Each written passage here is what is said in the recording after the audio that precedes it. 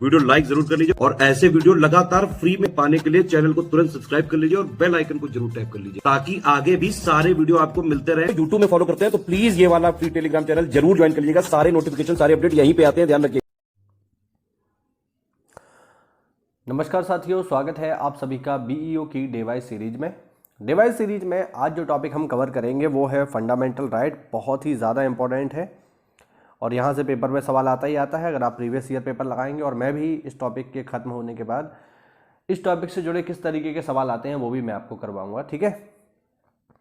तो मूल अधिकार आज हम पढ़ने वाले हैं। पूरा का पूरा मूल अधिकार एक बार में ही ख़त्म हम यहाँ पर कर देंगे, ठीक है। तो अच्छे से इसको पढ़ते रहिए, तैयारी करते रहिए। और इस चैनल पर अगर आप पहली बार विजिट कर रहे हैं और बीईओ और पीसीएस की कंप्लीट प्रिपरेशन बिल्कुल फ्री में करना चाहते हैं तो आज ही इस चैनल से जुड़ जाइए, ठीक है। चलिए शुरू करते हैं। देखो भाई, सबसे पहले हम देखेंगे कि ये भारतीय संविधान के किस भाग में है। तो ये आते हैं भारतीय संविधान के भाग 3 में, अनुच्छेद 12 से नंबर मतलब 12 से लेकर 35 तक। तो भारतीय संविधान के भाग 3 अनुच्छेद 12 से लेकर 35 तक आपको मिलेंगे फंडामेंटल राइट, ठीक है। हाँ, फंडामेंटल राइट हमने कहाँ से लिए हैं तो याद रखना अमेरिका के संविधान से लिए हैं। ये बात पेपर में पूछी जा चुकी है कि हमने फंडामेंटल राइट कहाँ से लिए हैं। तो फंडामेंटल राइट हमने लिए हैं साथियों अमेरिका के संविधान से। भारतीय संविधान के भाग 3 को भारतीय संविधान का मैग्ना कार्टा कहा जाता है। यहाँ पे थोड़ा ये मिसप्रिंट हो गया है, इसको बोलेंगे भारतीय संविधान का मैग्ना कार्टा। तो भारतीय संविधान का मैग्ना कार्टा है भारत के संविधान का भाग 3 जो सर्वथा उचित है। इसमें एक लंबी एवं विस्तृत सूची में न्यायोचित मूल अधिकारों का उल्लेख किया गया है, ठीक है। तो भारतीय संविधान का मैग्ना कार्टा किसे कहा जाता है, पेपर में सवाल आएगा तो आपको आंसर करना है मूल अधिकार यानी फंडामेंटल राइट, ठीक है। अब देखो मूल अधिकार होते क्या है, जरा ये समझते हैं। अगर मैं फंडामेंटल राइट्स की बात करूं तो फंडामेंटल राइट्स का मतलब है वो सभी अधिकार, वो सारे के सारे अधिकार जो आवश्यक होते हैं व्यक्ति के सर्वांगीण विकास के लिए, व्यक्ति के होल सोल डेवलपमेंट के लिए जितने भी अधिकार जरूरी होते हैं उन्हीं सब अधिकारों को कहा जाता है मूल अधिकार। मूल अधिकारों के अभाव में कोई भी व्यक्ति अपना सर्वांगीण विकास, अपने व्यक्तित्व का, अपनी पर्सनैलिटी का होल सोल डेवलपमेंट कभी भी नहीं कर पाएगा। तो अगर आपको व्यक्तियों का विकास करना है, व्यक्तियों को उनकी पर्सनैलिटी को विकसित करवाना है तो फिर आपको उन्हें फंडामेंटल राइट देने होंगे, तभी नागरिक अपना विकास करेंगे और जब नागरिक विकास करेंगे तभी देश अपना विकास करेगा। तो इस चीज़ को आप लोग ध्यान रखिएगा, ठीक है। हाँ, वास्तव में मूल अधिकार के संबंध में जितना विस्तृत विवरण यानी जितनी डिटेल में हम व्याख्या करते हैं अपने संविधान में फंडामेंटल राइट्स की, उतना कोई और देश नहीं करता, ठीक है। चाहे वो अमेरिका ही क्यों ना हो, क्योंकि हमने अमेरिका से लिए हैं। तो अमेरिका ने भी इतनी डिटेल एनालाइज या इतनी डिटेल जो है इंफॉर्मेशन फंडामेंटल राइट्स के बारे में नहीं दी है जितनी हमने दी है। उसका कारण है क्योंकि अमेरिका इतने लंबे समय तक गुलाम नहीं रहा जितना हम रहे हैं, ठीक है। हम बहुत लंबे समय तक गुलाम रहे और हमने गुलामी में ये महसूस किया कि हमें सबसे ज़्यादा जिन चीज़ों से वंचित किया गया वो थे फंडामेंटल राइट्स। तो हमने यही तय किया कि जब हम आज़ाद हो जाएंगे तो सबसे पहले वो सारे मूल अधिकार प्राप्त करेंगे जो हमसे छीन लिए गए थे। बात समझ में आ रही नहीं आ रही है? इसीलिए हमने बहुत डिटेल में इनको यहाँ पर रखा है, ठीक। आगे देखो, संविधान द्वारा बिना किसी भेदभाव के हर व्यक्ति के लिए मूल अधिकारों के संबंध में गारंटी दी गई है। बिल्कुल सही बात है। इनमें प्रत्येक व्यक्ति के लिए समानता, सम्मान, राष्ट्रहित और राष्ट्रीय एकता को समाहित किया गया है। अब हम देखते हैं कितने मूल अधिकार हैं हमारे पास। तो आज के समय में व्यक्तियों के पास साथियों याद रखना 6 मूल अधिकार हैं। पहला मूल अधिकार यहाँ पर आप देख रहे हैं, यह है समानता का अधिकार। इनको आपको इसी फॉर्म में याद रखना है जैसे लिखा है ना 14 से 18। तो आपको ये पता होना चाहिए कि 14 से 18 में क्या आता है। तो भारतीय संविधान के अनुच्छेद 14 से लेकर 18 में क्या मिलेगा? समता का अधिकार मिलेगा, समानता का अधिकार मिलेगा। सब लोग बराबर हैं, कोई ऊंच कोई नीच किसी के साथ नहीं है, किसी प्रकार का भेदभाव किसी के साथ नहीं किया जाता, ठीक है। अनुच्छेद नंबर 14 से 18 में समानता का अधिकार। फिर आता है स्वतंत्रता का अधिकार 19 से लेकर 22 में। तो भारतीय संविधान का 19, 20, 21 और 22 ये आपको अधिकार देता है किसका? स्वतंत्रता का। आपको स्वतंत्रता का अधिकार है, आपको बोलने की स्वतंत्रता है, कहीं भी आने जाने की स्वतंत्रता है, कोई भी व्यापार करने की स्वतंत्रता है ना। आपको जीने का अधिकार दिया गया है, आपको बहुत सारी स्वतंत्रताएं इसके अंतर्गत प्रदान की गई हैं, ठीक है। फिर आता है तीसरे नंबर का अधिकार, शोषण के विरुद्ध अधिकार। 23 से लेकर 24 तक। आपका कोई शोषण नहीं कर सकता किसी भी तरीके से। अगर कोई व्यक्ति आपके शोषण करने का प्रयास करेगा तो उस पर कानूनी कार्रवाई की जाएगी। शोषण चाहे शारीरिक हो या मानसिक हो। पुराने ज़माने में क्या होता था, लोगों को गुलाम बना लिया जाता था। आज के समय में आप किसी को गुलाम नहीं बना सकते। अगर आज के समय में आप किसी को गुलाम बनाएंगे तो बंधुआ मजदूरी उन्मूलन अधिनियम, ध्यान रखना, बंधुआ मजदूरी उन्मूलन अधिनियम 1976 के अंतर्गत आप पर कार्रवाई की जाएगी। ये पेपर में पूछा गया सवाल है, ठीक है। तो सबको जो है शोषण के विरुद्ध अधिकार दिया गया है। किसी भी व्यक्ति के साथ आप शोषण नहीं कर सकते किसी भी तरीके का, ना शारीरिक, ना मानसिक, ना यौन शोषण, ठीक है। और हम देखें फिर आती है 25 से लेकर 28 में धार्मिक स्वतंत्रता, आर्टिकल मतलब भाग नंबर, ये जो आप देख रहे हैं 4 नंबर में 25 से लेकर 28 तक आपको मिलेगी धार्मिक स्वतंत्रता। आपको धर्म का अधिकार है, आप जिस धर्म को मानना चाहें आप मानिए। धर्म से जुड़े हुए जितने भी आचरण होते हैं आप उन्हें करना चाहते हैं करिए, कोई भी रोकेगा नहीं, ठीक है। हाँ, इस चीज़ को आपको विशेष रूप से ध्यान रखना है। सबको धार्मिक स्वतंत्रता है और धर्म से जुड़े जितने भी आचरण है वो करने का अधिकार है। किसमें? आर्टिकल 25 से लेकर 28 तक, याद रखना है, ये पेपर में इसी तरीके से आएगा। फिर आता है 29 से लेकर 30 में संस्कृति और शिक्षा संबंधी अधिकार। शिक्षा का अधिकार है, संस्कृति का अधिकार है और संस्कृति को बचाने का भी अधिकार है, ये भी ध्यान रखना, ठीक है। फिर जो आपके 6 नंबर का अधिकार है ये है संवैधानिक उपचारों का अधिकार। आज के समय में ये 6 नंबर का ही अधिकार है। यहाँ पे जो 6 नंबर का अधिकार लिखा हुआ है ये अब समाप्त कर दिया गया है, ठीक है। यहाँ पे लिखा है ना संपत्ति का अधिकार, तो संपत्ति का अधिकार जब मूल संविधान बना था उसमें दिया गया था, बाद में इसको कर दिया गया समाप्त, नीचे लिखा हुआ है। और ये किस में था? ये था आर्टिकल नंबर 31 में, ध्यान रखना। संपत्ति का अधिकार अनुच्छेद 31 में शामिल था और अब हमने इसको यहाँ से समाप्त कर दिया है। अब आज के समय में हमारे पास केवल 6 मूल अधिकार ही हैं, ये बात आपको ध्यान रखना है। पहले 7 हुआ करते थे बट आज के समय में 6, ठीक है। अब देखो यहाँ पे नीचे लिखा हुआ है, हालांकि संपत्ति के अधिकार को 44 में संविधान संशोधन 1978 द्वारा मूल अधिकार की सूची से हटा दिया गया है। इसे भारतीय संविधान के भाग 12 में अनुच्छेद 300 का के तहत कानूनी अधिकार बना दिया गया है। ये आपको स्पेशल ध्यान रखना है कि संपत्ति का अधिकार अब मूल अधिकार नहीं है, तो फिर अब क्या है? तो संपत्ति का अधिकार वर्तमान में कोई मूल अधिकार ना होकर के क्या है? एक कानूनी अधिकार है। इसका मतलब क्या हुआ? इसका मतलब ये हुआ कि जब मूल अधिकार हुआ करता था तो आपको आपकी संपत्ति कोई नहीं छीन सकता, कोई भी, इवन सरकार भी। अब मान लो कहीं रोड बनना है या रेल की पटरी हमें बिछानी है, अब रेल की पटरी ज़मीन पे ही तो बिछाओगे आप। मान लो अचानक से किसी का खेत आ गया, वो कह रहा है साहब मैं अपना खेत आपको नहीं दूंगा, है ना, मेरे तो ये बाप दादाओं की ज़मीन है, मैं नहीं दूंगा ये आपको, और आप ज़्यादा ज़बरदस्ती करोगे तो आप मेरे फंडामेंटल राइट का वायलेशन कर रहे हो, मैं कोर्ट जा रहा हूँ। अब जब तक ये आदमी कोर्ट में जाएगा तब तक काम रुका रहेगा, जब तक इसका फैसला नहीं आ जाता। और फंडामेंटल राइट के केस में होता ये था कि अक्सर करके फैसला जो व्यक्ति कोर्ट में गया है उसी के पक्ष में आएगा, तो इनको लाइन यहाँ से घुमानी पड़ेगी। अब लाइन यहाँ से घुमा के जब आप इधर लाओगे तो यहाँ पर भी तो किसी का खेत होगा। उसने कहा कि जब मेरे पड़ोसी नहीं तुम्हें ज़मीन ना दी है तो मैं क्या दूँ, तो फिर से मामला कोर्ट में चला जाएगा। इस वजह से ये लाइन कभी पूरी नहीं हो पाएगी। तब सरकार ने विचार किया कि यार देश के विकास के लिए ऐसे तो कभी कोई काम हो ही नहीं पाएगा, और तब सरकार ने फैसला लिया 1978 में कि इसे हटाओ, फंडामेंटल राइट की श्रेणी से हटाइए इसे, और तब संपत्ति के अधिकार को फंडामेंटल राइट की श्रेणी से बाहर कर दिया गया। और अब क्या है? अब एक कानूनी अधिकार है, एक लॉ राइट है, हम कहेंगे एक विधिक अधिकार है। इसका मतलब क्या हुआ? इसका मतलब ये हुआ कि अगर सरकार को आवश्यकता पड़ी, सरकार को ज़रूरत पड़ी तुम्हारी ज़मीन की, तो सरकार तो ले लेगी, क्योंकि सरकार उस ज़मीन का प्रयोग देश हित में करेगी। लेकिन तुम्हारा पड़ोसी ये चाहे कि तुम्हारी ज़मीन पे कब्जा कर ले और वो ये कह रहे सरकार भी तो कर रही है मैं भी कर लूँगा, नहीं, तो वो नहीं कर सकता। अगर तुम्हारा पड़ोसी, तुम्हारे चाचा, तुम्हारे ताऊ, कोई भी आपकी ज़मीन पर कब्जा करने का प्रयास करेंगे, तब फिर ऐसी स्थिति में क्या होगा साथियों? ऐसी स्थिति में उस पर कानूनी कार्रवाई की जाएगी, क्योंकि वर्तमान समय में ये क्या है? वर्तमान समय में साथियों ये एक कानूनी अधिकार है। लिखा है ना 300 का में, 300A में, ठीक है। तो ये आपको याद रखना है। आई बात समझ? अब देखो, नेहरू रिपोर्ट 1928 भारत के संविधान में मौलिक अधिकारों को शामिल करने के पक्ष में थी। अर्नेस्ट बार्कर का कथन है कि अधिकार बिना कर्तव्य उसी प्रकार है जैसे मनुष्य बिना परछाई के, ठीक है। यानी अधिकार के साथ साथ लोगों के कर्तव्य भी निर्धारित होने चाहिए। ये कथन किसका है? अर्नेस्ट बार्कर का है। आप अगर अधिकार मांगते रहोगे और कर्तव्यों को नहीं मानोगे तो फिर ये अच्छी चीज़ नहीं है। यानी जहाँ पर अधिकार मिलते हैं वहाँ पर कर्तव्य भी होते हैं, इस बात को आपको समझना चाहिए।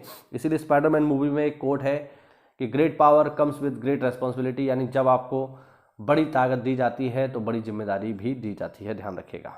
आगे देखो, डॉक्टर अंबेडकर ने अनुच्छेद 32 को संविधान की आत्मा और हृदय के रूप में वर्णित किया है, क्योंकि अनुच्छेद 32 भारतीय संविधान में निहित मौलिक अधिकार के उल्लंघन के खिलाफ एक प्रभावी उपाय प्रदान करता है। देखो ये चीज आप लोग ध्यान रखना, अगर पेपर में सीधा सा आया नॉर्मल सा स्टेटमेंट है कि भारतीय संविधान की हृदय और आत्मा या संविधान की कुंजी किसको कहते हैं, केवल इतना, तो फिर आपको आंसर करना है इसका जो हमारी प्रस्तावना है वो भारतीय संविधान की हृदय और आत्मा या भारतीय संविधान की कुंजी क्या है, तो प्रस्तावना।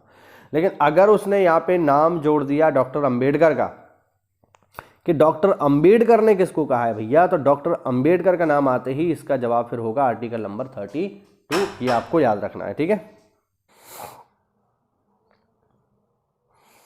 आगे देखिए,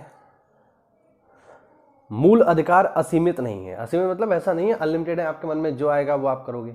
अब जैसे आपको अधिकार दे दिया कहीं भी आने जाने का, तो आप इसको असीमित सोच रहे हैं कि मैं कहीं भी जा सकता हूं, मान लो कहीं कर्फ्यू लगा हुआ है वहां पर भी आपको जाना है, तो ऐसा नहीं किया जा सकता, तो असीमित नहीं है, लेकिन वाद योग्य है। वाद योग्य का मतलब है कि अगर कोई उनका उल्लंघन करता है, आपके मूल अधिकारों को कोई कम करने की कोशिश करता है, तो फिर आप कोर्ट जा सकते हो। राज्य उन पर युक्ति युक्त प्रतिबंध लगा सकता है, यानी अगर कहीं पर फंडामेंटल राइट्स को रोकना जरूरी है या उन पर थोड़े से प्रतिबंध लगाने हैं, तो ऐसा काम स्टेट कर सकता है। हालांकि ये कारण उचित है या नहीं, इसका फैसला अदालत करेगी। मूल अधिकार न्यायोचित है, ये व्यक्तियों को अदालत जाने की अनुमति देता है जब भी इसका उल्लंघन हो, यानी आपको लग रहा है कि आपके फंडामेंटल राइट का वायलेशन हो रहा है, आप अदालत जा सकते हैं। मूल अधिकारों को उच्चतम न्यायालय द्वारा गारंटी व सुरक्षा प्रदान की जाती है, ये भी आपको ध्यान रखना है। पेपर में पूछा जाता है कि बताइए मूल अधिकारों का संरक्षक कौन है, तो मूल अधिकारों का संरक्षक है साथियों सुप्रीम कोर्ट, ध्यान रखना। या इस तरीके से भी आता है कि मूल अधिकारों का अभिभावक कौन है या संरक्षक कौन है, तो आपका आंसर होगा सुप्रीम कोर्ट, ठीक है। हाँ, लेकिन अगर कभी ऐसे आए, मान लीजिए केवल सवाल आया कि मूल अधिकारों का संरक्षक कौन है, ऑप्शन में सुप्रीम कोर्ट और दूसरा ऑप्शन दे रहा है सुप्रीम कोर्ट और हाई कोर्ट दोनों, तो अगर दोनों वाला ऑप्शन आ रहा है तो फिर आप उसको जो है प्रीफर करेंगे, क्योंकि ऐसा नहीं है कि मूल अधिकारों का उल्लंघन होने पर आदमी केवल सुप्रीम कोर्ट जा सकता है, नहीं वह हाई कोर्ट भी जा सकता है। तो दोनों ही बातें यहाँ पे जो आपको याद रखनी है, ठीक है। हाँ, देखो लिखा हुआ है कि पीड़ित व्यक्ति सीधे उच्चतम न्यायालय जा सकता है, यह आवश्यक नहीं है, केवल उच्चतम न्यायालय के खिलाफ ही वहां अपील को लेकर जाया जाए, ठीक है। तो ये चीज आपको ध्यान रखनी है। मूल अधिकार स्थायी नहीं है, संसद इनमें कटौती या कमी कर सकती है, लेकिन संशोधन अधिनियम के तहत न कि साधारण विधेयक द्वारा। यानी मूल अधिकार स्थायी नहीं है, इनमें कमी की जा सकती है, लेकिन उसके लिए आपको संविधान में संशोधन करना पड़ेगा, ठीक है। कोई सी साधारण विधेयक को लाकर के आप किसी मूल अधिकार को खत्म नहीं कर सकते। और यह भी यहां पर महत्वपूर्ण है कि संसद अधिनियम द्वारा किसी मूल अधिकार को खत्म तो कर सकती है, लेकिन अगर वह अधिनियम मूल ढांचे की अवधारणा के खिलाफ जा रहा है, यानी जो मूल ढांचा है संविधान का, मूल ढांचा क्या है ये मैं आपको किसी और वीडियो में बता दूंगा। अभी के लिए इतना समझ लो कि केशवानंद भारती बनाम केरल राज्य के बाद में मूल ढांचे की अवधारणा का विकास हुआ। मूल ढांचे की अवधारणा का मतलब है कि संविधान किस सोच के साथ बनाया गया है। अगर आप उस सोच को ही बदल दो, है ना, तो फिर इसको मूल ढांचे की अवधारणा के खिलाफ जाना कहेंगे। तो आप कोई भी काम ऐसा नहीं कर सकते जो संविधान का जो बेसिक स्ट्रक्चर है, जो मूल ढांचा है, उसके खिलाफ जाए। अब देखो जरा आगे, अनुच्छेद 16(2) ये वो है जो बहुत इंपॉर्टेंट है, जो पेपर में सीधे सीधे आए हैं, मैं उन्हीं की व्याख्या करूंगा, यहाँ पे बहुत इंपॉर्टेंट है। देखो, लोक नियुक्ति के मामले में किसी भी व्यक्ति के साथ जाति धर्म के आधार पर भेदभाव नहीं किया जा सकता, ये कह रहा है आर्टिकल नंबर 16(2). यानी किसी व्यक्ति के साथ जाति मूल धर्म के आधार पर भेदभाव नहीं किया जाएगा, ठीक है। लोक नियुक्ति का मतलब हो गया सरकारी नौकरी, तो सरकारी नौकरी जितनी भी निकलेंगी सबके लिए बराबर है, किसी के साथ जाति धर्म आधारित भेदभाव नहीं किया जाएगा। अगला है 29(2), किसी भी व्यक्ति को धर्म मूलवंश जाति इनमें से किसी के आधार पर राज्य द्वारा संचालित सहायता से प्राप्त किसी भी शैक्षणिक संस्थान में वंचित नहीं किया जाएगा, ठीक है। यानी अगर कोई सरकारी स्कूल चल रहा है तो उस सरकारी स्कूल में सबको एडमिशन लेने का अधिकार है, जाति मूल धर्म रंग के आधार पर किसी को वहाँ एडमिशन लेने से नहीं रोका जाएगा। ठीक। 30 देखिए, 30(1) सभी अल्पसंख्यक चाहे धर्म या भाषा पर आधारित हों, उन्हें अपनी पसंद के शिक्षण संस्थान की स्थापना और प्रशासन का अधिकार होगा। सबसे पहले तो मैं आपको ये बता दूं, संविधान में कहीं भी अल्पसंख्यक वर्ग की कोई व्याख्या नहीं है। ठीक है, इसको सामान्य अर्थों में ही लिया जाता है। वे लोग जिनकी संख्या कम हो और जिनकी एक विशेष भाषा, विशेष लिपि हो और खतरे में हो, ऐसे लोगों को अल्पसंख्यक माना जाता है। हालांकि संविधान जो है अल्पसंख्यक शब्द पर मौन है, वो नहीं बताता है कि अल्पसंख्यक कौन है। लेकिन फिर भी भारतीय संविधान ने अधिकार दिया है कि जो भी अल्पसंख्यक वर्ग हैं उन्हें अपनी संस्कृति और भाषा को बचाने के लिए अपने शिक्षण संस्थान की स्थापना करने का अधिकार होगा और प्रशासन का भी अधिकार होगा। यानी वो अगर चाहें तो अपने उस स्कूल में आरक्षण दे सकते हैं। जैसे एग्जाम्पल के लिए AMU। अब AMU एक माइनॉरिटी इंस्टीट्यूशन है, एक अल्पसंख्यक संस्थान है, इसीलिए AMU में एडमिशन लेने वाले व्यक्ति जो होते हैं वो 70% मुस्लिम होते हैं। यानी AMU में 70% मुसलमानों को ही रिजर्वेशन है, 70% सीटें मुसलमान भरेंगे, 30% में और बाकी सब आएंगे। दूसरा, AMU में जाने के लिए एंट्रेंस एग्जाम में ही आपको इस्लामिक जो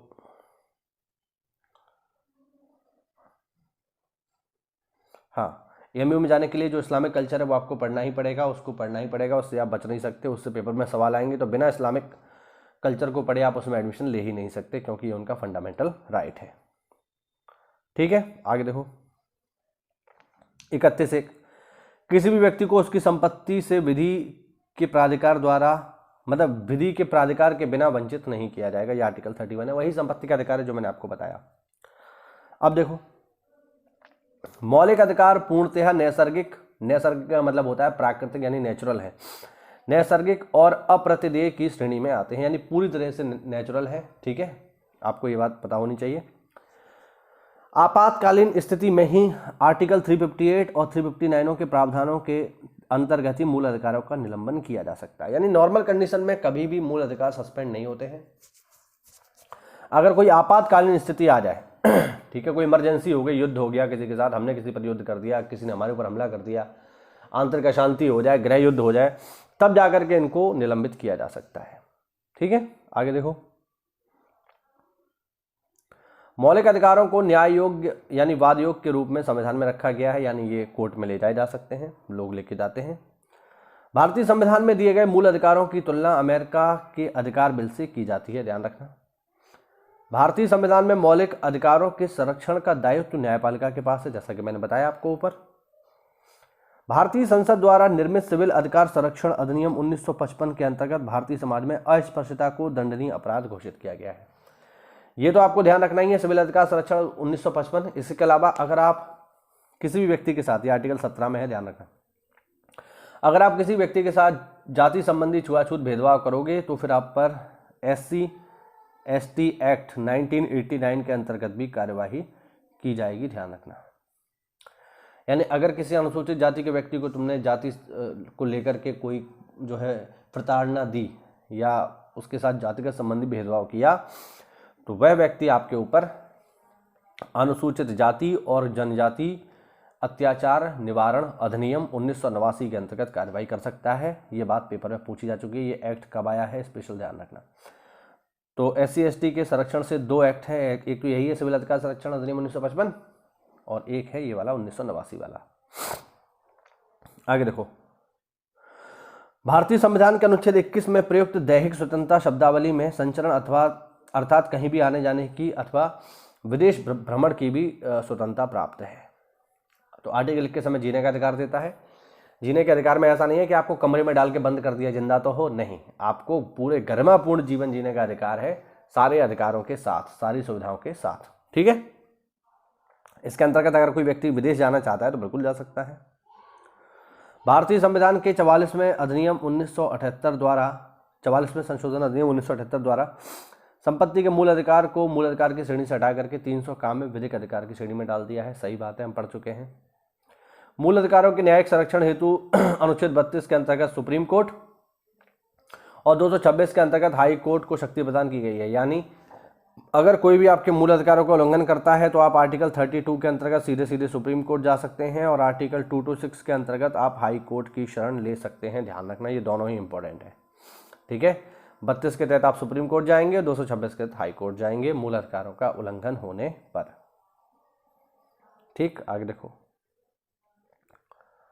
हाँ जी, भारतीय संविधान के अनुच्छेद 352 के तहत राष्ट्रपति द्वारा आपातकाल की उद्घोषणा किए जाने पर अनुच्छेद 358 के तहत अनुच्छेद 19 में वर्णित मूल अधिकार स्वतः ही समाप्त हो जाते हैं। ठीक है, अगर भारत में 352 लगा, 352 मतलब राष्ट्रीय आपातकाल लगा, तो अनुच्छेद 19 कैंसिल हो जाएगा। अनुच्छेद 19 क्या है? अनुच्छेद 19 है वाक एवं अभिव्यक्ति की स्वतंत्रता, बोलने की आज़ादी। तो युद्ध चल रहा है तो उस समय आप बोलने की आज़ादी, कहीं पर आप धरना कर रहे हो, ये सब नहीं कर सकते, इन पर तुरंत बैन लगा दिया जाएगा अगर देश में आपातकालीन स्थिति है तो।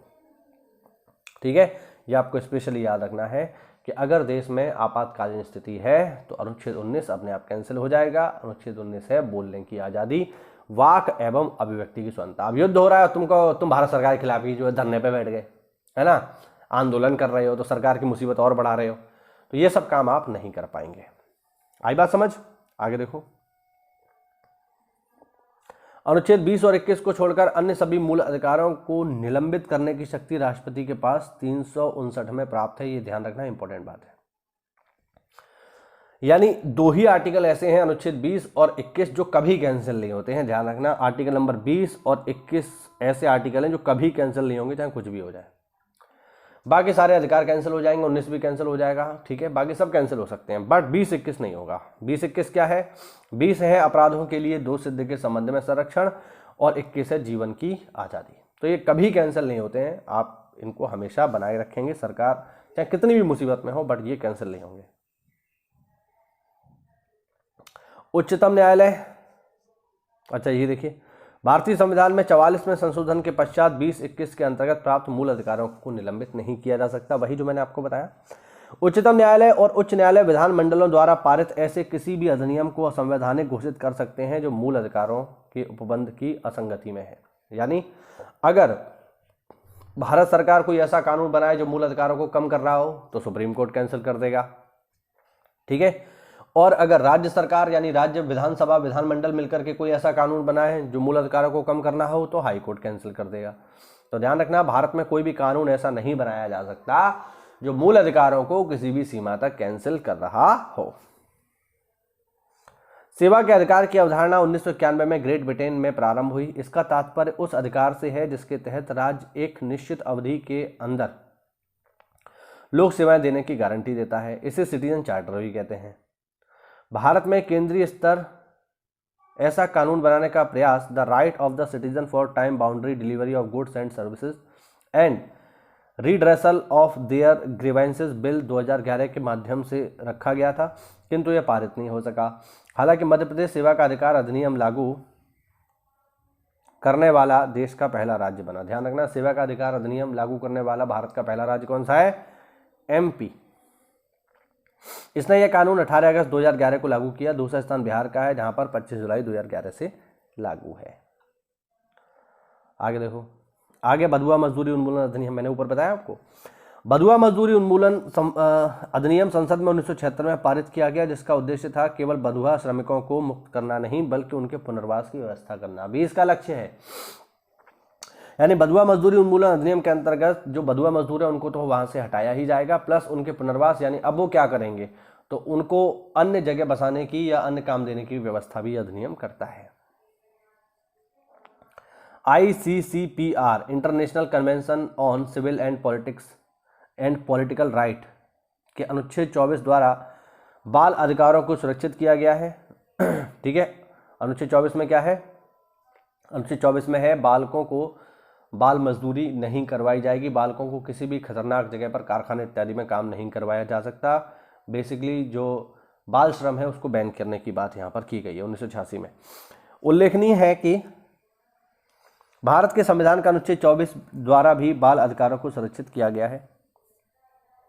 राष्ट्रीय आपातकाल की प्रक्रिया के दौरान अनुच्छेद 20 और 21 में प्रत्याभूत अधिकारों को छोड़कर इन्हें निलंबित किया जा सकता है। अनुच्छेद 19 में उल्लिखित 6 मूल अधिकारों को तब स्थगित किया जा सकता है जब युद्ध और विदेशी आक्रमण के आधार पर राष्ट्रीय आपातकाल की घोषणा की गई हो।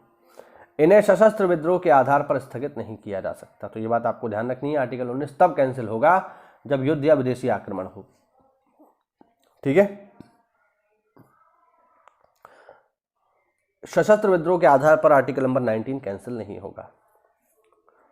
अनुच्छेद नंबर 13 कह रहा है कि मूल अधिकारों से असंगत जो विधियां होती हैं उन्हें शून्य कर दिया जाएगा। यानी अभी जो मैंने आपको बताया कि कोई भी ऐसा कानून जो मूल अधिकारों को समाप्त कर रहा होगा, चाहे संसद ने बनाया हो या राज्य ने बनाया हो, वो प्रभाव में नहीं रहेगा।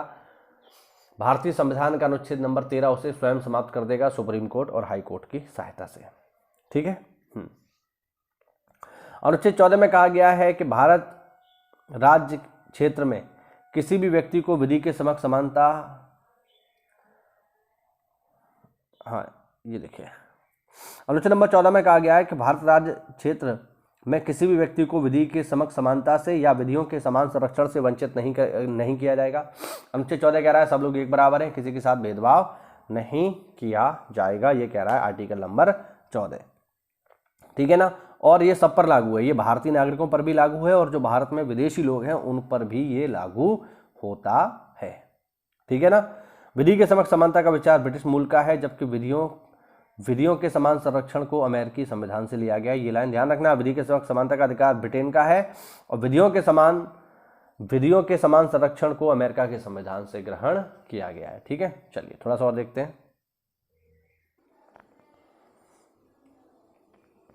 अब यहाँ पर एक लिस्ट हम लोग देख लेते हैं फंडामेंटल राइट की, जिसमें सारे के सारे आर्टिकल एक साथ लिखे हुए हैं। देखो अनुच्छेद नंबर 14 क्या है? अनुच्छेद नंबर 14 है विधि के समक्ष समानता, यानी कानून के लिए सब लोग एक बराबर हैं, कानून किसी के साथ भेदभाव नहीं करेगा। फिर आर्टिकल नंबर 15 यहाँ पर आप देख सकते हैं, ये है धर्म, मूल, वंश, लिंग, जन्म स्थान के आधार पर विभेद का प्रतिषेध, यानी किसी व्यक्ति के साथ लिंग, धर्म, मूल, वंश, जाति के आधार पर भेदभाव नहीं किया जाएगा।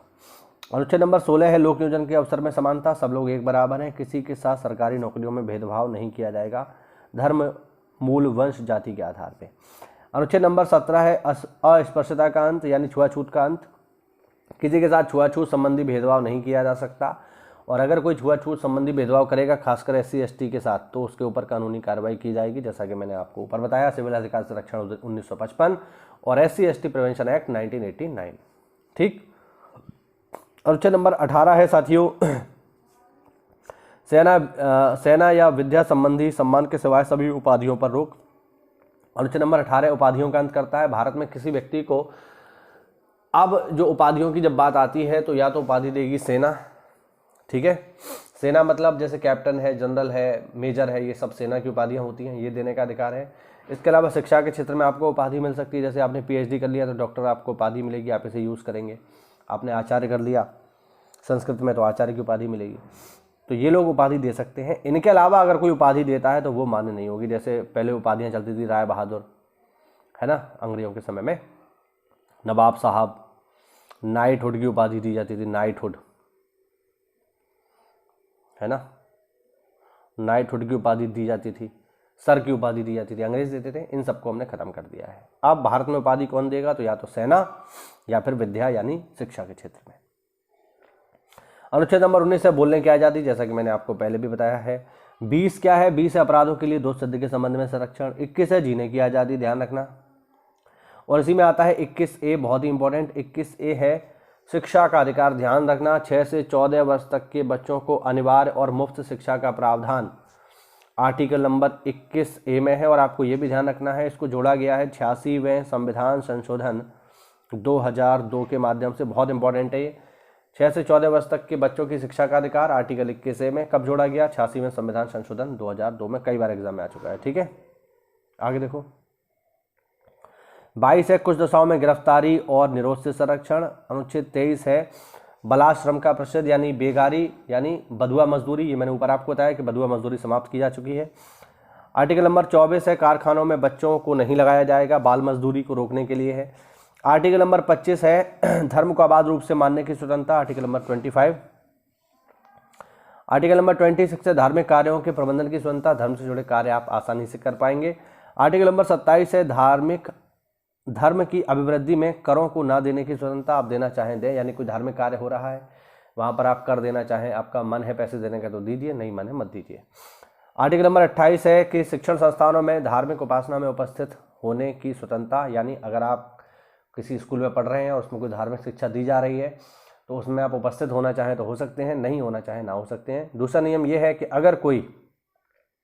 अगर कोई शिक्षण संस्थान सरकारी पैसे से चल रहा है तो उसमें किसी प्रकार की धार्मिक शिक्षा नहीं दी जाएगी, ध्यान रखना।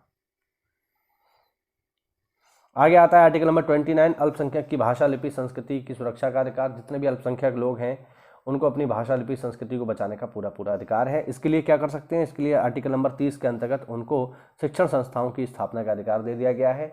जितने भी अल्पसंख्यक वर्ग के लोग हैं वो चाहे तो अपने स्कूल कॉलेज खोल सकते हैं।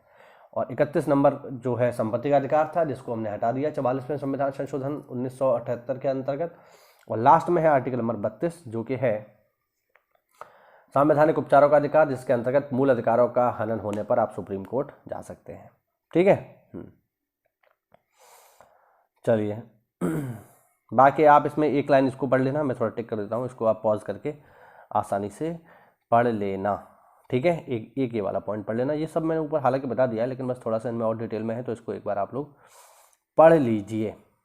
ठीक है, अब यहाँ पर ये और देख लो थोड़ा सा, मूल अधिकार और डीपीएसपी में अंतर देख लो। हालांकि डीपीएसपी अभी मैंने आपको पढ़ाया नहीं है, लेकिन मैं आगे पढ़ा दूंगा, इसको अभी बस देख लो जरा।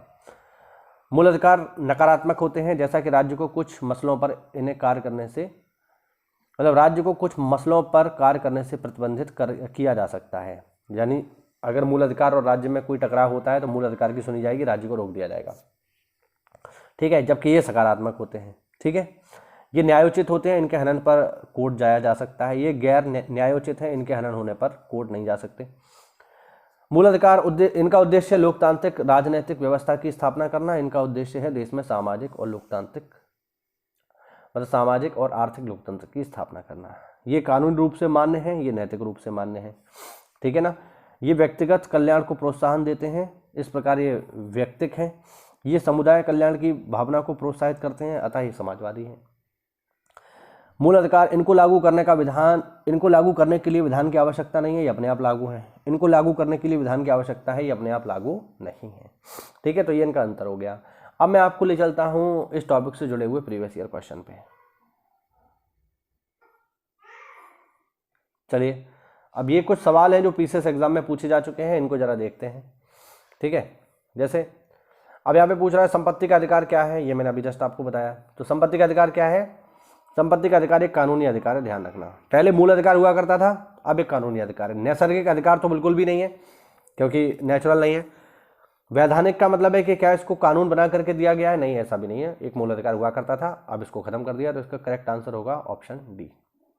ठीक है, आगे देखो, भारतीय संविधान के अनुच्छेद 25 का संबंध किससे है, ये भी पीसीएस में आया हुआ क्वेश्चन है। ये पेपर में इसी तरीके से आपसे पूछे जाएंगे। बीओ में ज्यादातर सवाल उसी पैटर्न पर होंगे जो पीसीएस में होता है।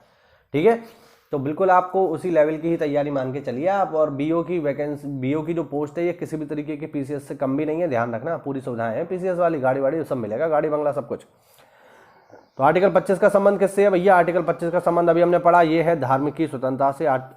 क्वेश्चन नंबर सी इसका करेक्ट आंसर हो जाएगा। समानता का अधिकार 14 से 18, संपत्ति का अधिकार आर्टिकल नंबर 31, अल्पसंख्यकों की सुरक्षा है 29 और 30 में। ठीक है, आगे आ जाओ, अगला क्वेश्चन देखो। अगला क्वेश्चन है भाई, निम्नलिखित में से कौन से अधिकार भारतीय संविधान के अनुच्छेद 32 के अंतर्गत प्रवर्तित किए जा सकते हैं। तो आर्टिकल 32 के अंतर्गत किन अधिकारों को कोर्ट द्वारा जो है लागू करवाया जाएगा, तो अभी जस्ट हम पढ़ के आए हैं फंडामेंटल राइट को, ये तो हमने पढ़ा है। तो आर्टिकल 32 के अंतर्गत फंडामेंटल राइट को भारत में लागू किया जा सकता है। अनुच्छेद 32 में सुप्रीम कोर्ट लागू करेगा। ठीक है, और 200 थोड़ा इसको, ठीक है, ये ध्यान रखना, अनुच्छेद 32 में सुप्रीम कोर्ट लागू करेगा और 226 में हाई कोर्ट लागू करेगा। आई थिंक आपको दिखाई दे रहा होगा। ठीक है, ध्यान रखना। आगे आपको बताना है भारतीय संविधान के निम्नलिखित अनुच्छेदों में से कौन एक भिन्न वर्ग का है, यानी कौन ऐसा है जो इन सब में अलग है, ये आपको बताना है। अनुच्छेद 14, अनुच्छेद 15, अनुच्छेद 16, अनुच्छेद 19, इनमें अलग बताना है आपको। तो देखो, अगर मैं इनमें अलग की बात करूं तो अभी जस्ट मैंने आपको थोड़ी देर पहले बताया कि अनुच्छेद नंबर 14 से लेके 18 तक क्या आता है, ये आता है साथियों समानता का अधिकार। ये तो बताया मैंने आपको, एक सेकंड, समानता का अधिकार अनुच्छेद 14 से लेके 18। तो 14 भी इसी में आ जाएगा, 15 भी इसी में आ जाएगा, 16 भी इसी में आ जाएगा, लेकिन 19 इसमें नहीं आएगा। 19 जो है समानता के अधिकार के अंतर्गत शामिल नहीं है। 19 जो आता है साथियों, ये आता है स्वतंत्रता के अधिकार के अंतर्गत। तो इस तरीके से इसका सही जवाब क्या हो जाएगा, आर्टिकल नंबर 19। इस तरीके के सवाल आपसे बीओ में पूछे जाएंगे, ठीक है। और देखो, ठीक है, इस तरीके के सवाल आएंगे यहाँ पे, विधि के एक तरफ दिए होंगे इस तरीके से और एक तरफ आपको आर्टिकल दिया होगा। अब इसमें चूंकि एक आर्टिकल फंडामेंटल राइट का था इसलिए मैंने इसको जोड़ दिया है। विधि के समक्ष समानता का अधिकार किसमें है, अनुच्छेद नंबर 14 में। तो ए का हो जाएगा तीसरा, ठीक है। कार्य करने का अधिकार किसमें है, कार्य करने का अधिकार है आर्टिकल नंबर 40, सॉरी हाँ सही है, आर्टिकल 41 में। कार्य करने के लिए मानवोचित दशाओं का होना कहाँ जरूरी है, आर्टिकल नंबर 42 में। और बच्चों के लिए अनिवार्य और मुफ्त शिक्षा का प्रावधान ये है आर्टिकल नंबर 45 में, ठीक है। तो इस तरीके से इसका करेक्ट आंसर हो जाएगा ऑप्शन बी। आप लोग मिला लेना, थोड़ा हौच-पौच हो गया इसमें। इसका करेक्ट आंसर है ऑप्शन बी, ठीक है। हाँ, ए का तीसरा, बी का चौथा, सी का पहला और डी का दूसरा। आगे देखिए, संविधान के अंतर्गत निम्नलिखित में से कौन सा मौलिक अधिकार केवल भारतीय नागरिकों को प्राप्त है, भारत में रहने वाले विदेशियों को नहीं, ठीक है। हाँ, तो विधि के समक्ष समानता का अधिकार भारतीयों को भी प्राप्त है और विदेशियों को भी प्राप्त है, ध्यान रखना। जीवन और व्यक्तिगत स्वतंत्रता और धर्म की जो आज़ादी है ये भारतीय नागरिकों को भी प्राप्त है, विदेशी नागरिकों को भी प्राप्त है। कोई विदेशी नागरिक भारत में घूमने आया तो ऐसा नहीं है कि आप उसे चक्कू मार के मार डालोगे, है ना। आप सोचो अरे इसके पास थोड़ी जीने का अधिकार केवल हमारे पास है, नहीं, उसको भी है। धर्म का अधिकार आपके पास है तो भारत में आने वाले विदेशी नागरिक के भी पास है, ये भी ध्यान रखना। तो ये भी इसी में आ जाएगा। लेकिन बोलने की आज़ादी, भैया बोलने की आज़ादी आपको है, ये विदेशी नागरिक को नहीं है। तो इससे जुड़ा आपको एक केस जो है सुनाता हूँ। अभी जब सीए को लेकर प्रोटेस्ट चल रहा था तो भारत में एक बहुत ही फेमस यूट्यूबर है, शायद न्यूजीलैंड का रहने वाला है, ऑस्ट्रेलिया न्यूजीलैंड का, कार्ल करके उसका एक नाम है। उसने क्या किया, उसकी बीवी जो है इंडियन है और उसने क्या किया, उसने अपने यूट्यूब चैनल पर सीए जो प्रोटेस्ट चल रहा था उसको सपोर्ट कर दिया। अब वो विदेशी व्यक्ति है भाई, भारत में उसका पूरा सम्मान है, लेकिन हमारे इंटरनल मैटर में बात नहीं कर सकता वो, ये ध्यान रखना। उसने ऐसा कर दिया और जैसे ही उसने बोला तुरंत, क्योंकि सरकार हर चीज को देखती है, ये बात ध्यान रखना। आपको लगता होगा सरकार ध्यान नहीं देती, सरकार सब कुछ देख रही होती है। सरकार ने तुरंत उसका वीजा कैंसिल किया और उसको डिपोर्ट कर दिया न्यूजीलैंड के, भागो यहाँ से, तुम विदेशी नागरिक हमारे इंटरनल मैटर में क्यों बोल रहे हो। और फिर उसने माफी मांगी और करीब 1 साल तक वो भारत से बाहर रहा। आप डालना काल यूट्यूबर करके डालना, काल यूट्यूबर कंट्रोवर्सी, इस तरीके से डालना, पूरा स्टोरी निकल के आ जाएगी, यही स्टोरी है। और फिर जब उसने माफी मांगी तब जा करके जो है उसे भारत में दोबारा बुलाया गया। तो ये बात ध्यान रखना कि विदेशी नागरिकों को हमारे यहाँ बोलने का अधिकार प्राप्त नहीं है, ठीक है। बाकी सारी चीजें स्वतंत्रता है, ध्यान रखना। आगे देखो, भारत में नागरिकों के मौलिक अधिकारों में संशोधन कौन कर सकता है। तो अभी जस्ट हम पढ़ के आए हैं, भारत के जो भी मौलिक अधिकार हैं उनमें संशोधन का अधिकार भारतीय संसद के पास है। भारत की संसद यदि चाहेगी तो संशोधन कर सकती है, ठीक है। भारतीय संसद अगर चाहेगी तो उसके पास संशोधन का पूरा अधिकार है, ये संशोधन कर सकती है। लेकिन हाँ, इसमें यह भी ध्यान रखना कि संशोधन उसी विधि के अंतर्गत किया जाएगा जिससे जो हमारे संविधान का मूल ढांचा है, जो बेसिक स्ट्रक्चर है, वो प्रभावित ना हो। अगर किसी संविधान संशोधन के द्वारा मूल ढांचा प्रभावित हो रहा है तो उस संविधान संशोधन को निरस्त कर देगा सुप्रीम कोर्ट, ध्यान रखना, ठीक है। तो मौलिक अधिकारों में संशोधन तो हो सकता है, कोई दिक्कत नहीं है, मौलिक अधिकारों में संशोधन किया जा सकता है, लेकिन बिना मूल ढांचे को छेड़े। अगर कोई संशोधन मूल ढांचे को छेड़ रहा है तो उसको मान्य नहीं किया जाएगा। बात समझ रहे हैं, नहीं समझ रहे हैं? हाँ, तो संशोधन कर सकते हैं बट ऐसा नहीं है कि अनलिमिटेड है, ठीक है। आगे देखो, यहाँ पर एक क्वेश्चन है, ये इस तरीके के सवाल आपको पेपर में देखने को मिलेंगे। एक तरफ सूची फर्स्ट है, एक तरफ सूची सेकंड है, आपको इनमें बताना है। क्योंकि इसमें फंडामेंटल राइट से सवाल था, इस वजह से मैंने इसको इसमें जोड़ लिया है। देखो, देखिए ये नीचे ऑप्शन लिखे, आप देख सकते हो। चलिए मिलाते हैं। अब यहाँ पर जो हमारा फंडामेंटल राइट का है, पहले उसी को देख लेते हैं। देखो, मतदान की, अच्छा ये वाला है, संपत्ति के अधिकार को मौलिक अधिकार की श्रेणी से किस वर्ष हटा दिया गया।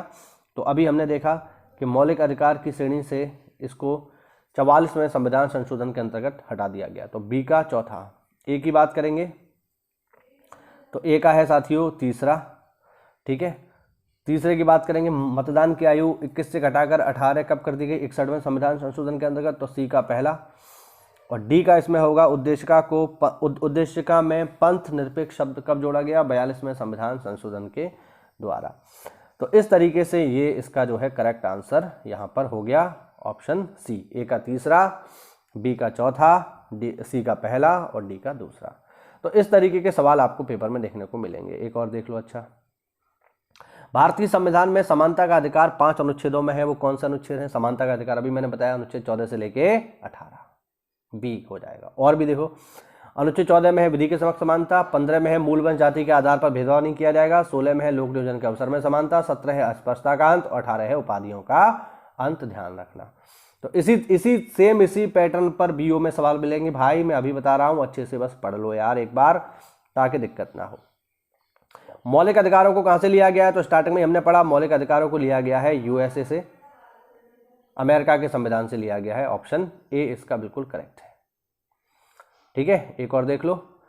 भारत की संसद द्वारा बधुआ मजदूरी को प्रतिबंधित करने वाला अधिनियम कब पारित किया गया? बधुआ मजदूरी उन्मूलन अधिनियम। मैंने अभी बताया नहीं बताया? मैंने पेपर में आया हुआ क्वेश्चन है यार, ऐसे ही नहीं बोलता हूं मैं, जो पेपर में आया होता है वही बताता हूं। ऐसा मत सोच लेना कि गुरुजी कुछ भी बोल देते हैं, नहीं यार, अनुभव है भाई, इतना तो अनुभव है। तो 1976 में बधुआ मजदूरी उन्मूलन अधिनियम को समाप्त किया गया, यानी आज के समय में किसी को आप बधुआ मजदूर नहीं बना सकते। ठीक है, तो इस तरीके के सवाल पेपर में आपको देखने को मिलेंगे साथियों। उम्मीद करता हूं मूल अधिकार के अब कोई भी क्वेश्चन आपके गलत नहीं होंगे। मिलते हैं अगली क्लास में, तब तक के लिए जय हिंद, जय भारत, वंदे मातरम।